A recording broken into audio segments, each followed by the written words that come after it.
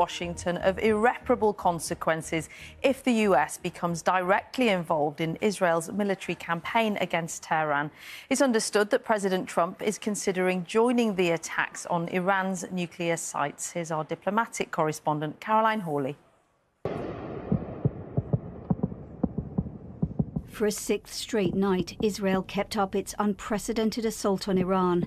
These images, captured by an Iranian television station, show air defences in action above Tehran, trying to stop incoming Israeli fire. This is a building hit in the capital. We don't know the exact target, but Israel says that overnight it hit a university linked to Iran's powerful Revolutionary Guards, as well as facilities linked to its missile and nuclear program. These satellite images show a military base in Tabriz in the northwest of the country, here before and here after it was struck. Donald Trump, who left a meeting of G7 leaders early, has called for Iran's unconditional surrender and is reported to be considering joining Israel's strikes on its nuclear facilities. He's described the country's supreme leader as an easy target. Now, a defiant response from Ayatollah Ali Khamenei, his words read out by a presenter on state-run TV. Iranians, he said, are not people who surrender, and any form of US military intervention would be met with what he called irreparable harm. For civilians in Tehran, these are terrifying times. Shops shut, quiet streets. Many people are holed up at home, hiding, we're told, in basements and garages.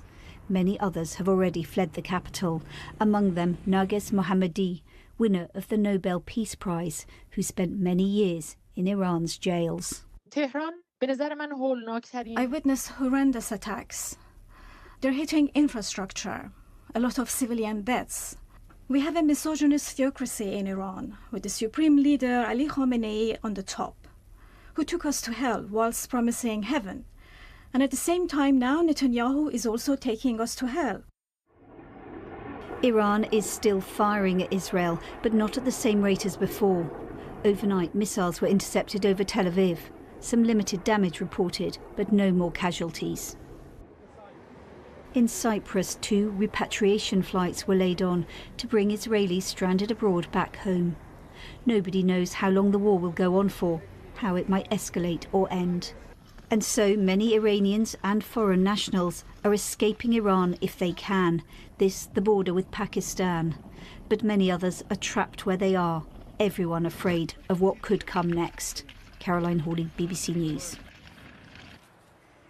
Well, in a moment, we'll speak with our Middle East correspondent, Hugo Bichega, who's in Jerusalem this lunchtime. But first to our North America correspondent in Washington, Nomia Iqbal. And Nomia, the war of words is ramping up. Here we are on day 6. But what exactly do we know about America's intentions? How far will they go?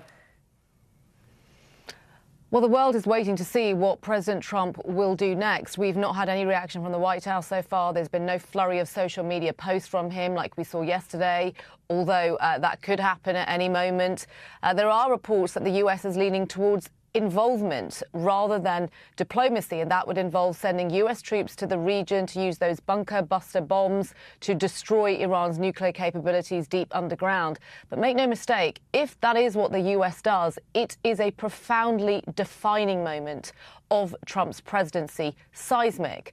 This is a man who has long campaigned for no foreign wars, attacked Barack Obama, accusing him of trying to start a war with Iran, and only back in May said in Saudi Arabia that the era of foreign intervention was over. So lots of his supporters will be saying, what happened to that man? Could there be regime change? Well, Donald Trump also said yesterday, threatened to potentially kill the supreme leader. So we just don't know what could happen next. And bear in mind, if the US does get involved, how could Iran react to it?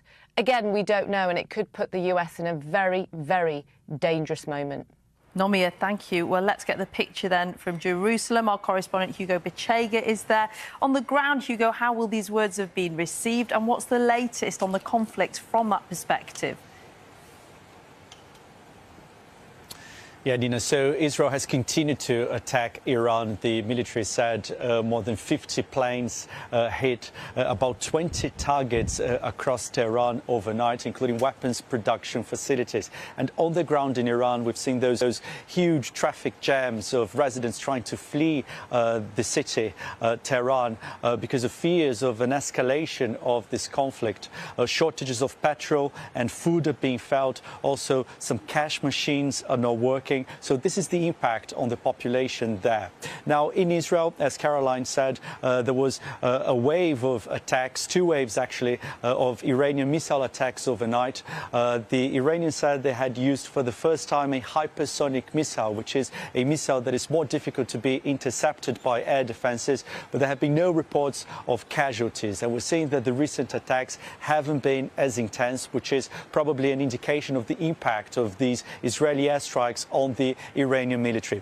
And just moments ago, the Israeli government announced that some of the restrictions that had been imposed because of the war are now being eased.